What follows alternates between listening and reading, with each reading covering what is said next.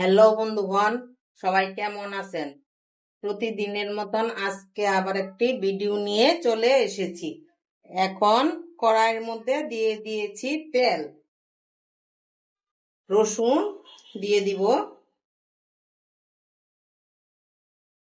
দিয়ে দিব মাছ, ইলিশ মাছের মাথা,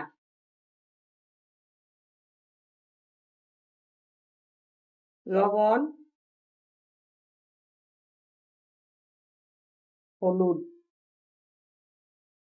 মাছটি ভাজা ভাজা হলে তরকারি দিয়ে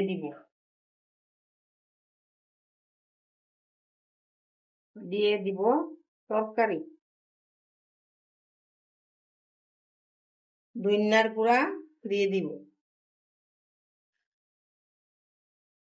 অল্প মরিচের গুঁড়া দিয়ে দিব, কাঁচা লঙ্কা দিয়েছি। বেশি ঝাল হলে আবার খেতে পারবো না। আমার তরকারি হয়ে গিয়েছে, এখন নামিয়ে নিব।